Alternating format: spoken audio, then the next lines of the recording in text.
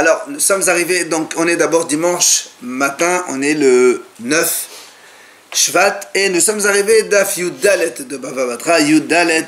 On était arrivé hier à la ligne 10. Tano Rabbanan, ligne 10, donc 10e ligne de Yuddalet, Tano Rabbanan Chachamim enseigne. En osin Sefer Torah, lo odko yoter al hekifo, ou lo hekifo yoter al odko. On ne fait pas un Sefer Torah plus long que plus épais, ni plus épais que plus long. C'est-à-dire que la hauteur du parchemin doit être égale à la circonférence quand on le roule.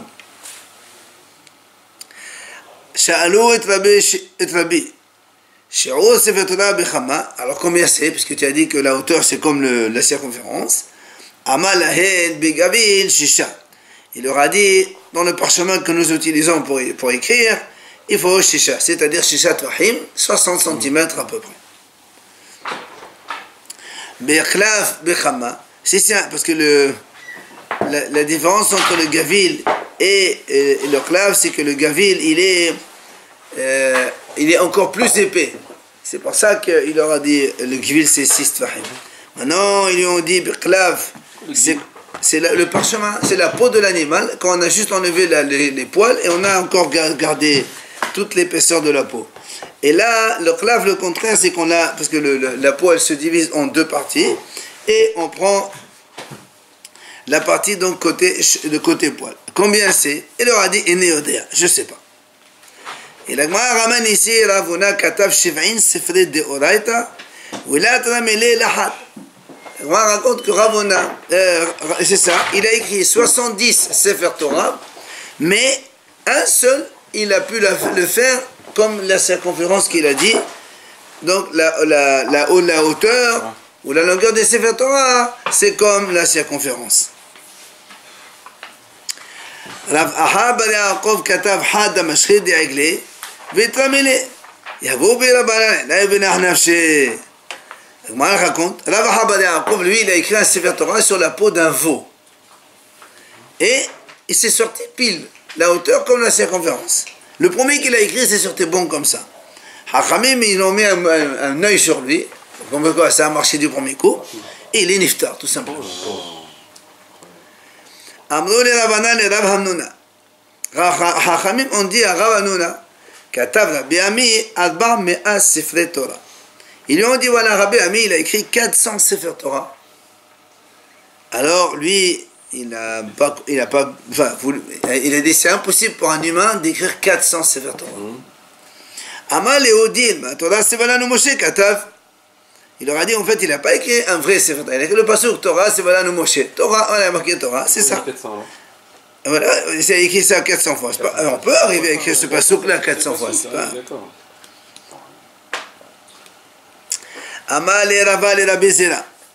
Il vient Rava, il dit à Rabbi Zera. Comme on parle un peu d'exagération. Nata Rabbi Yanai Alba me al Karmé. Il lui a dit, Rabbi Yanai, il a planté 400 vignobles. Alors là aussi, il dit comment 400, c'est impossible. Alors il lui dit, il lui dit peut-être, ce qu'on appelle, parce que nous on sait que la définition minimale d'un vignoble, qu'est-ce que c'est un vignoble? C'est quand il y a 5 vignes. 5 vignes, comme on dit, had, 2 contre 2, et l'autre c'est Zanav, et l'autre plus loin. Comme il y a sur la photo là-bas, il y a 5. Quand il y a un groupe de 5 vignes, ça s'appelle un vignoble. Donc ça, tu peux faire 400 fois 2000 pieds de vigne, c'est pas un problème ça. Alors, mais moi va objecter sur ce qu'on a dit, comme quoi la circonférence, comme la hauteur du Sefer Torah, elle est 6 tfahim. Mais Aaron Sha'asa Moshe, l'arche sainte que Moshe Rabbeinu a confectionnée pendant le Mishkan. Amatay vahid se orko, ve'ama vahid se larvo, ve'ama vahid se komato, ve'ama bat shishat vahim. Il dit, il mesurait 2 amot et demi de long, 1 amas et demi de large, 1 amas et demi de hauteur, dans une amas qui fait 6 tfahim. C'est-à-dire, si on résume en tfahim, puisqu'on va parler de tfahim, 2 amot, ça fait 2 fois 6, 12, plus moitié, ça fait donc 3, 15. Ça fait 15 tfahim. 15 tfahim en longueur, 9 tfahim en largeur, et 9 tfahim en hauteur. Ça, c'est les mesures de l'Arche Sainte que Moshe Rabbeinu a fait. Maintenant, dans l'Arche Sainte, il y avait les louhot, les tables de la loi.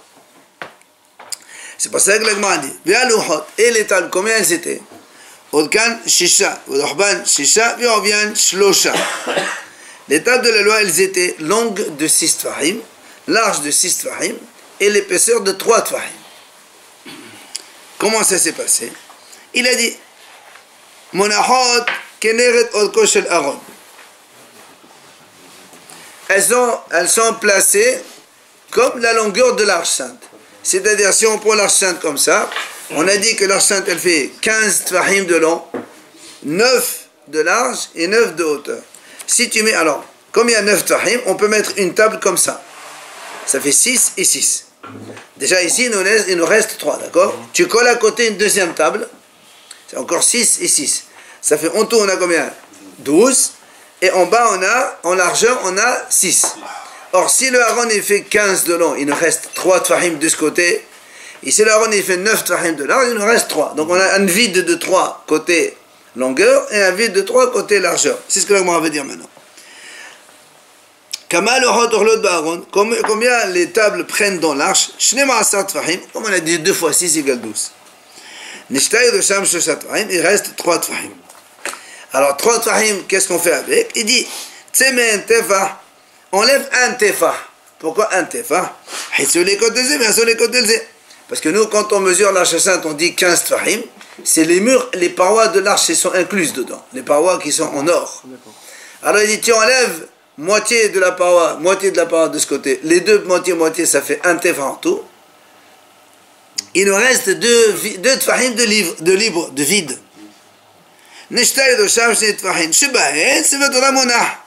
Là-bas, dans les 2 tfahim, on mettait là-bas le Sefer Torah comme Moshe Rabbeinu l'a écrit. Comme c'est marqué, il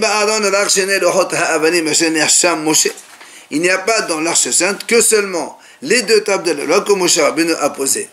Alors, etc. Le Magma dit, pourquoi on marque en rak? Ça fait mi'out, aha mi'out. Il y a donc une diminution et une autre diminution. Et nous, on a le principe, en mi'out, aha mi'out, ella les rabot. C'est pour inclure quelque chose. Sefer Torah, shemonach ba'aron. Donc là, on a inclus que dans le haron, il y a aussi le Sefer Torah. Voilà donc, côté longueur, on a arrangé la chose. Maintenant, il nous reste côté largeur. C'est bon, on a arrangé la longueur. Maintenant, c'est Ophanes Aaron le Lorbo. On va maintenant voir dans la côté largeur, qu'est-ce qui se passe. Encore, on a vu tout à l'heure que la largeur de l'arche, elle est de 9. Donc on a dit que les tables, elles étaient larges de 6. Donc du coup, elles prennent 6 tfahim. Dans le Aaron, il nous reste là encore, alors comme là aussi il y a l'épaisseur de la paroi de l'arche qui était en or, qui était un peu épaisse, donc la moitié de ce mur et la moitié de ce mur, les deux ensemble, ça fait un tefah.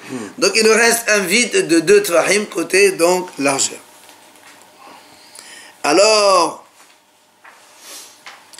chez l'oyer Sefer Torah, il vient Rabbi Meir et dit, tu sais pourquoi ces 2 tefahim servent? C'est pour ne pas que, parce que si on puisse sortir le Sefer Torah, voilà, un petit peu, il y a un peu d'aisance. Parce que quand tu as le Sefer Torah ici, de ce côté-là il est posé, si tout est complet, tu n'arrives pas à le sortir. Comment sortir? Alors tu fais comme ça, avec les mains, tu as un espace pour sortir, donc les deux tfahim qui te restent en bas ici. Ça c'est Rabbi Meir. Il était sorti ce Sefer Torah? Ben oui, pour le poser, pour le remettre, s'il faut. Ouais. Oui, c'est ce Sefer Torah-là, hein, que le Kohen Gadol il utilise pour lire à Kippour, et que le roi utilise, le roi d'Israël, quand il est par la Shat HaHakel, une fois tous les 7 ans, puisque la 8e année, elle est sortie de la Shemitah. Maintenant, Rabbi Yehuda Omer, Rabbi Yehuda dit non. Be'ama bat hamishat tfahim. Nous on a dit, selon Rabbi Meir, une ama elle faut 6 tfahim. Rabbi Yehuda dit non, la ama elle fait 5 tfahim. Alors ça change tout, et on va remesurer avec Rabbi Yehuda. Alors,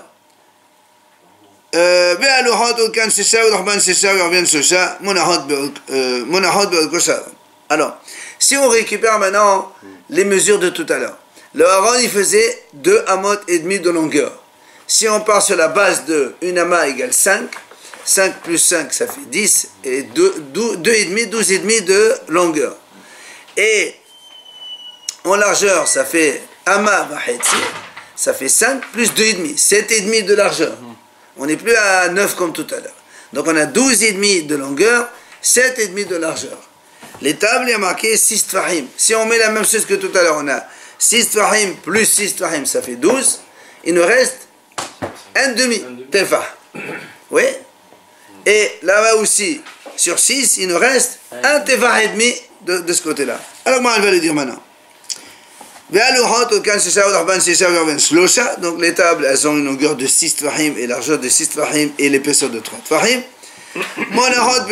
Aaron, elles sont disposées dans la longueur de l'arche. Comme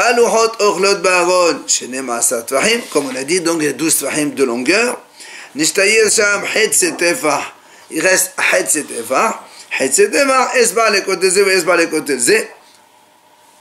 quand il y a il y a un doigt 2 cm sur le côté, le premier côté, la paroi de l'arche de ce côté-là, et l'autre pour la l'arche. Donc les tables, elles sont exactement dans l'arche, il n'y a pas d'espace encore.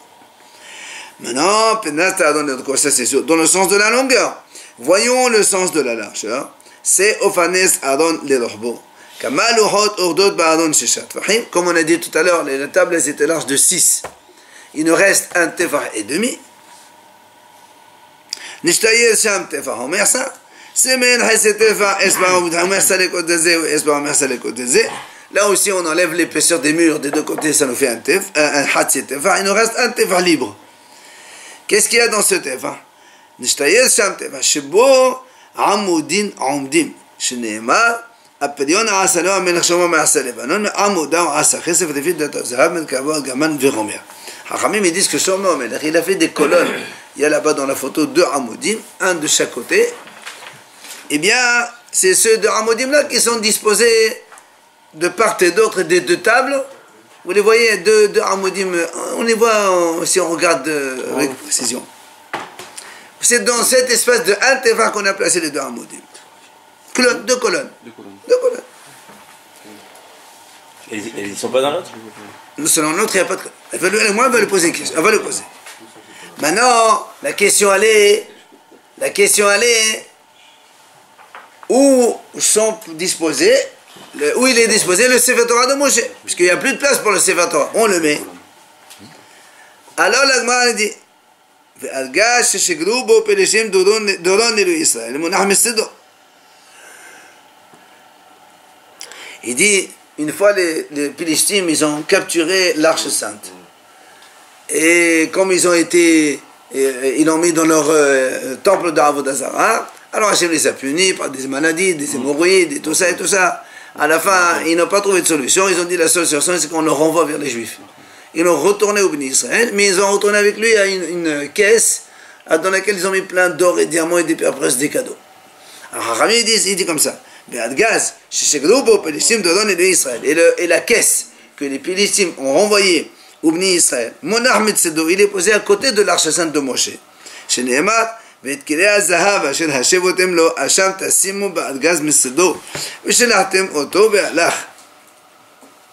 Donc la caisse que les Philistines ont renvoyée, ils l'ont mise à côté de l'arche sainte, la vraie de Moshe Rabbeinu.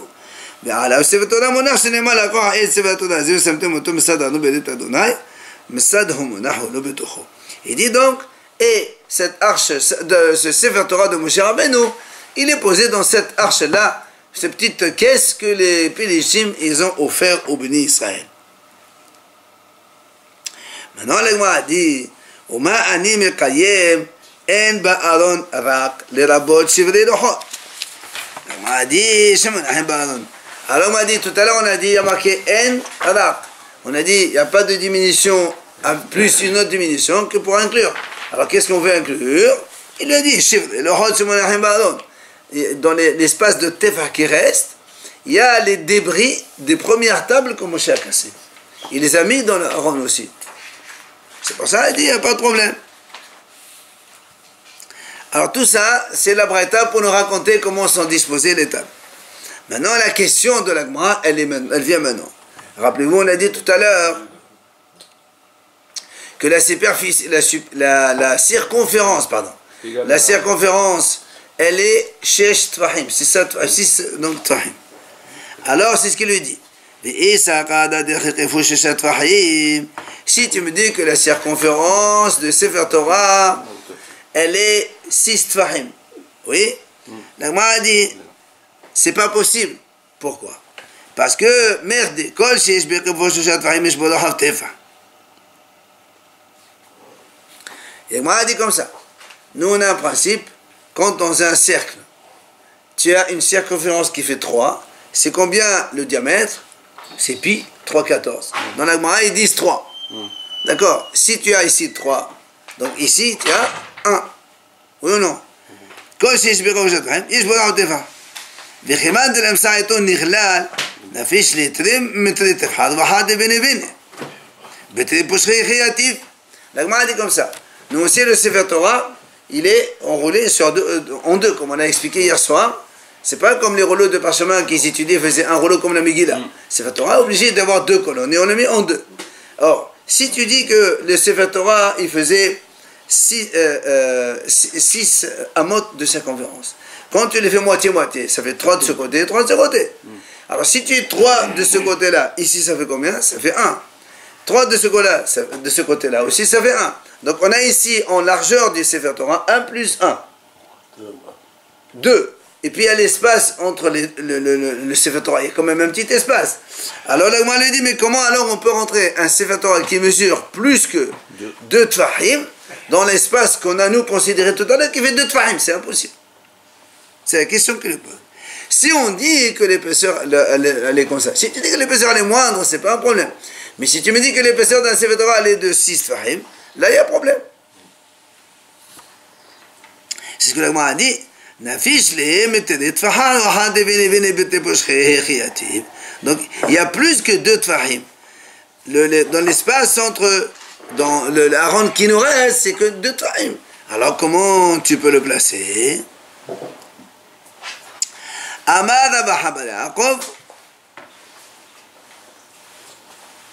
Il a dit à Mahaba Yaakov, il lui dit, tu sais quoi? Le Sefer Torah de Beth Amikdash, il n'est pas enroulé en 2 comme ça. Il est roulé sur un seul. C'est-à-dire, on ne fait qu'un seul tour et une seule fois. Comme une Megillah. Comme une Megillah. Mais il y a quand même 2 colonnes, parce que c'est Sefer Torah obligé qu'il y a 2 colonnes. Donc la colonne elle peut être en hauteur, c'est pas un problème. C'est-à-dire, tu fais un gros rouleau et après le morceau, on a de la place encore. Alors il lui dit, il dit d'accord, même si tu dis ça, tu as l'épaisseur qui fait 2. Comment tu as 2, tu les mets dans un 2? C'est impossible, il faut qu'il y ait un espace pour le rentrer et le sortir. Amar Ravashi, Ravashi dit ça, c'est pas un problème. C'est-à-dire que, comme le Sefer Torah, il y a 2 colonnes, tu as une grosse partie en bas. Mais au lieu de faire tout le hommage en bas, tu laisses un petit espace. Par exemple, tu arrives à Shoftim ou Kitetse, à la fin de Devarim, tu roules un peu sur la colonne en haut. Du coup, en bas, tu n'as pas de time, tu es un petit peu moins. Et l'autre, il repose dessus. C'est comme si tu as le Sefer Torah, au lieu d'être placé comme ça, il est placé comme ça. Le gros morceau, il est en bas, et le petit morceau, il est en haut. Et donc, c'est pas un problème. Il était à l'Ashkenaz alors. Ah oui. Il n'y avait pas de boîtier.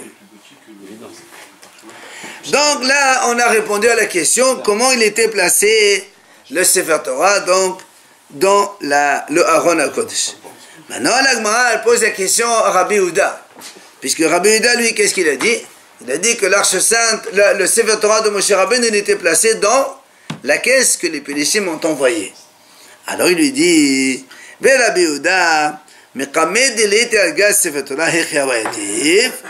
dit, attends, mais alors, avant que l'histoire des Péléchim, c'est après Moshe Rabbeinu 40 ans de désert, après Yoshua, les Shoftim, il y a quand même une soixantaine d'années, entre 60 et 100 ans à peu près.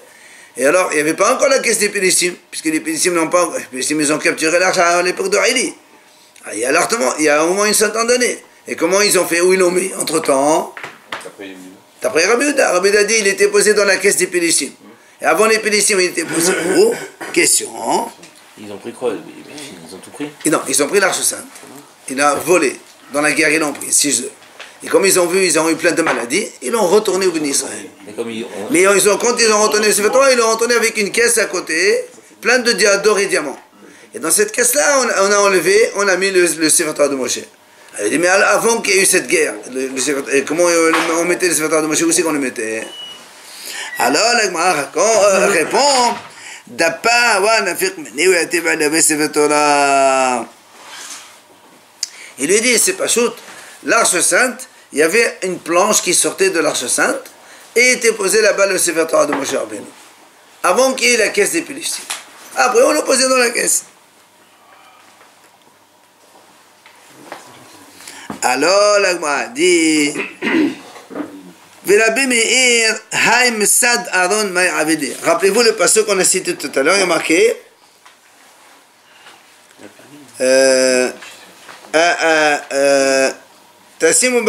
non. Et Sefer Torah, vous samtem otom misad Aaron Berit Hashem. Remarquez, le Sefer Torah, vous le mettez à côté. D'accord? Alors, la Gemara dit, ha misad Aaron May Avedi. Comment il explique ça? Puisque selon Rabbi Meir,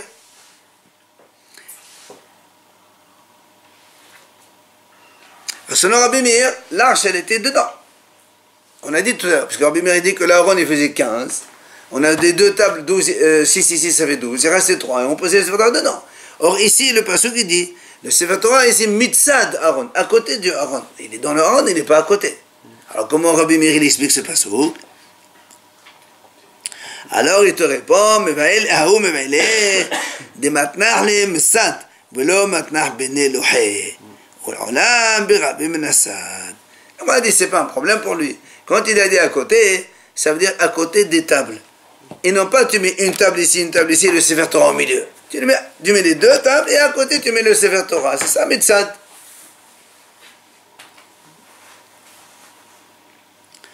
Alors la Gemara pose une deuxième question. Et Rabbi Meir, puisque quand on a fait le calcul, selon Rabbi Meir, ça arrivait pile.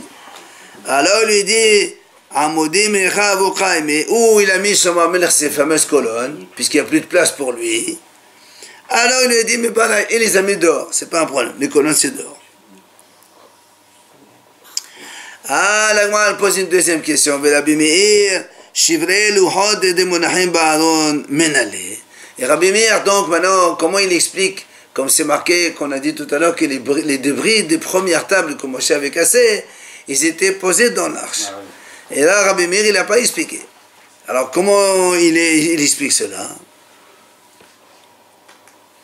Il te dit, c'est marqué dans un autre passage, Hashem Nikra Hashem Shem Adonai Sevaot Yoshev Kelovim Alav, comme il est marqué comme ça. Il est appelé Shem Hashem Sevaot. 2 fois il est marqué le nom de Shem. Alors pourquoi il est marqué 2 fois? Melamed Shelohot Veshevdei Lohot Monachim Ba'aron. De là, lui, il apprend que les tables de la loi et ainsi que les débris des tables de la loi, ils sont posés dans le haron tous les deux. En Moshe, le Sefer Torah qu'il a écrit Moshe, comment il a trouvé le truc, le parchemin? C'est Hachem qui l'a donné? Pourquoi il ne peut pas égorger des animaux? Heureusement, il a écrit Moshe Rabbeinu. Si Moshe l'a écrit, il a écrit. Il a dit de faire ça? Mais et Moshe Rabbeinu, il n'a pas écrit 15 Sefer Torah, il a écrit 13 Sefer Torah. Un, il a laissé là-bas, et 12, il a donné un pour chaque tribu. Comme ça, chacun, il a une copie originale, et qu'il n'y a pas d'histoire. 13, c'est pas. En 40 jours. Non, pas en 40 jours. D'autres sont dans sa vie. Moshe Rabbeinu, il a vécu 120 ans. Il a le temps. Alors, la Mahdi Védar, et l'autre, celui qui a déjà appris que les débris, on les mis dans l'arche. Qu'est-ce qui fait que ce passage, qu'il est marqué à Shem, Hashem, Sevaot? Il a dit, Ahom Evaïle. Lui, il apprend ce passage comme l'enseignement qu'il a fait Rabbi Yohanan à partir de ce verset. Qu'est-ce qu'il a dit Rabbi Yohanan? Il a dit Rabbi Yohanan au nom de Rabbi Shimon ben Yochai, Melamed, Hashem vechol kinoyo monachim ba'aron. Il dit de là on apprend que le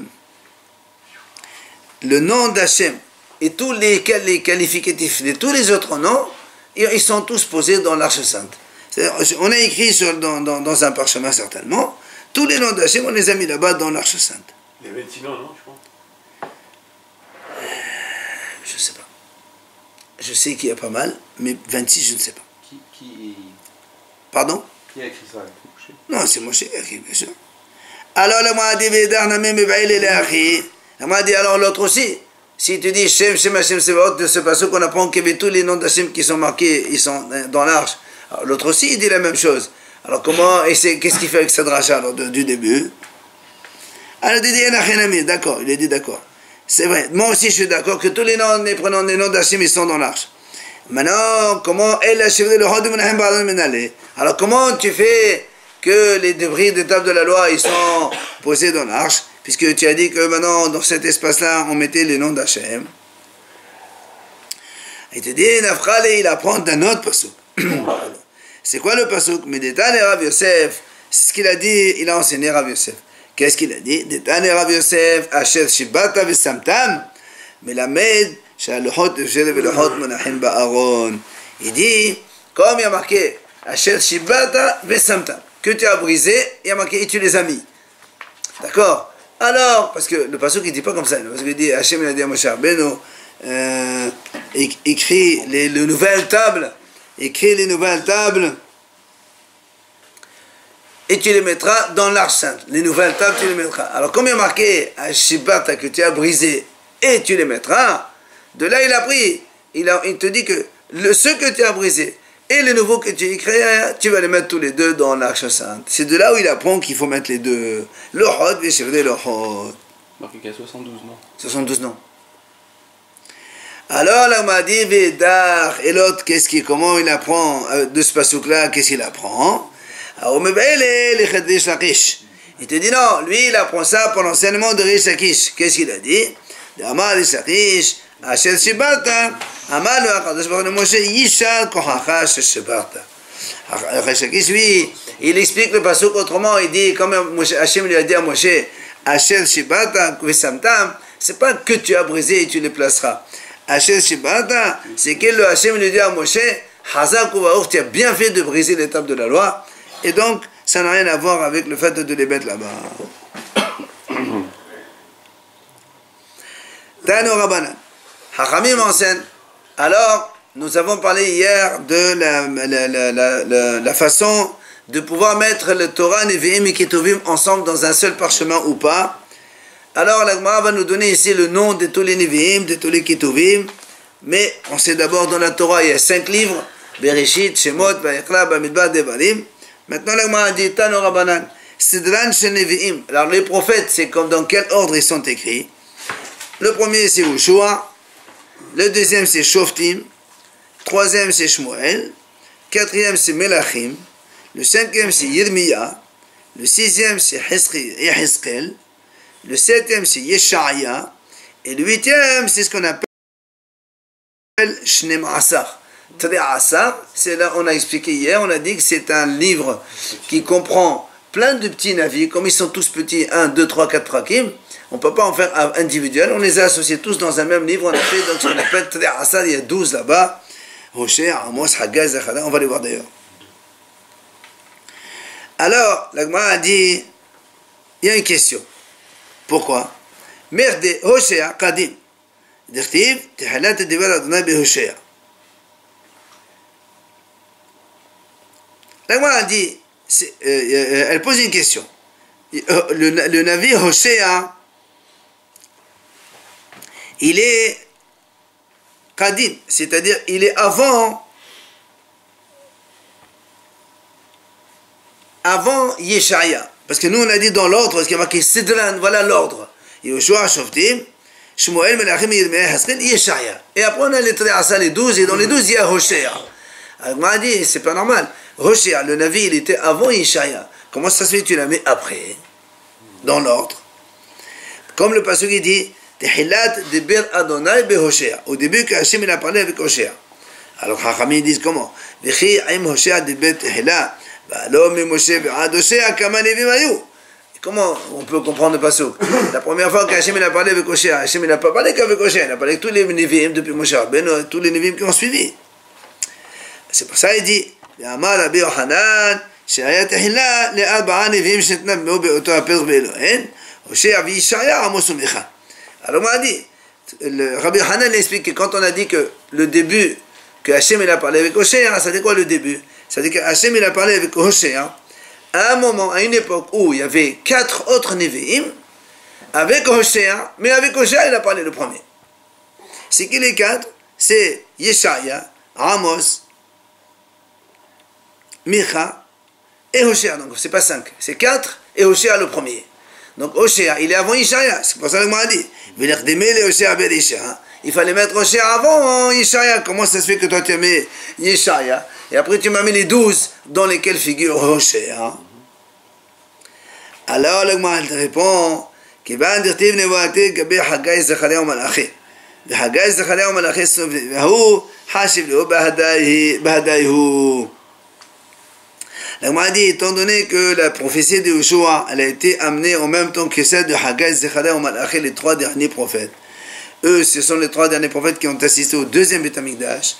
Alors, Hashiv Leobadé, c'est pour ça qu'on les a rassemblés, regroupés avec les 3 autres. Alors, on m'a dit, pourquoi tu l'as regroupé? Fais-le tout seul et mets-le avant Israël comme dans l'autre. Alors, on a dit non, Aïdé des otages, Milchas. Il dit parce que comme il est petit, si on l'écrit seul, il va se perdre. Un parchemin avec 2-3 prakim, ça prend rien du tout, il risque de se perdre. C'est pour ça qu'on a rassemblé avec les 11 autres pour faire 12 ensemble. La Gemara pose une deuxième question. Merde Yeshaya, Kadimi Yirmiya, Viheskel, Lekadmi Yeshaya Bedisha. La Gemara pose une deuxième question. Le prophète Yeshaya, il est avant Yirmiya et avant Yeheskel. Or nous ici, qu'est-ce qu'on a dit dans le Seder? Yirmiya, Yeheskel et Yeshaya en 3e. Alors que lui, il est avant les 2. Comment ça se fait, tu le mets avant? Alors le Maha répond. Tu sais pourquoi on l'a mis derrière? Parce que Kivan de Melachim se fait Horbana. Il dit, étant donné que le livre de Melachim, il se termine par la destruction du Beth Amikdash. Et Yirmiya, Kul et Horbana. Et le livre de Yirmiya, il parle que de Horban, que de la destruction du Beth Amikdash. Yeheskel, lui, c'est Horbana, c'est Vene Hamata. Le livre d'Yeheskel, il parle au début de la destruction du Beth Amikdash, mais à la fin d'Yeheskel, il y a la consolation. Et le livre d'Yeshaya, c'est que des consolations. Alors c'est pour ça qu'on a mis dans cet ordre-là la destruction, consolation, et la consolation à la fin. Mais si on le mettait avant, consolation avec destruction, c'est pas ordonné. C'est pour ça, bien que dans le chronologiquement, Yeshaya, il était avant, on l'a mis à la fin.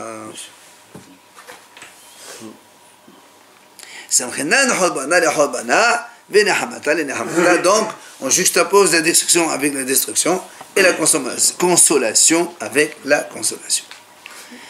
Maintenant, la Gemara nous ramène ici Sidran Shel Ketuvim. Alors, l'ordre des Ketuvim, dans quel ordre ça a été écrit chronologiquement? Il dit, c'est pas chronologiquement. Quel est l'ordre des Ketuvim? C'est comme ça. Quel est l'ordre? Il dit, Ruth en premier, Sefer Tehilim en 2e, Iyov au Mishlei, Kohelet, Shir HaShirim, ensuite les Kinot, c'est-à-dire Merilat Echa, ensuite Daniel, après on a Megillat Esther, après on a Ezra et Divrei Hayamim. Voilà tous les Ketuvim, donc à l'ordre ils ont été écrits. Il y a des prophètes dedans. Hein? Daniel c'est un prophète. Même si c'est un prophète, on n'a pas mis dans les prophètes. Alors la Gemara dit Ulman de Amar Iyov b'mim Moshe Aya Dekademi le Iyov b'Elisha. La Gemara dit on ne comprend pas. Il y a un Hacham qui pense que Iyov c'est Moshe qui l'a écrit. Alors si c'est Moshe qui l'a écrit, il fallait le mettre en premier. Puisque là, Ruth, on est à l'époque de David, enfin juste avant David Amelech, Ruth c'est Shmuel. Alors pourquoi tu mets Iyov à la fin, au milieu alors qu'il devait être en premier? Alors la Gemara répond, il dit non, Iyov c'est des choses pas beaux, pas belles. Iyov il a souffert, le martyr, il a perdu. On commence pas par des choses mauvaises. Alors on a laissé, on a mis en plein. On va voir ça, on va voir donc la Gemara par la suite, la discussion que Iyov, d'où il vient celui-là. Alors la Gemara, Ruth n'a mis pendant un noté, la Gemara dit mais Ruth aussi. Le livre de Ruth, ça commence par Elimelech, ses deux enfants Mahanon et Chilion, ils ont quitté Israël, ils sont morts tous les trois. Et après l'autre, allait revenir les pauvres. Ruth allait se marier avec Boaz. C'est pas. Il y a une belle fin, il y a une belle famille, bien, non? Alors il lui dit non. Pour l'anneau, dites les Harit, puisque à la fin, finalement, Ruth elle se marie avec Boaz. Et le Mashiach, il est de là. D'Amar Rabbi Yohanan, comme il a dit Rabbi Yohanan, Lama Nekra Shema Ruth. Pourquoi on appelle le livre Ruth? Parce qu'il est sorti de elle, David. Ruth, c'est quelqu'un qui abreuve. D'accord? Il donne à boire à Hachem plein de louanges et plein de chants, le Télim évidemment. David Amelech, il avait écrit. Alors, Omik Tavan, qui c'est qui a écrit tous ces livres-là? Alors, le Gmaral dit Moshe, Katav, Sifro, Ufarashat Bilam, Iyov. Donc, Moshe Rabbeinu, il a écrit le Sefer Torah évidemment. Plus Parashat Bil'am, puisque il n'a pas vécu, c'est Hachem qui lui a dit d'écrire comme ça. Ve'Iyov, selon une version. Yehoshua, Katav Sefro, Yehoshua, il a écrit le livre de Yehoshua.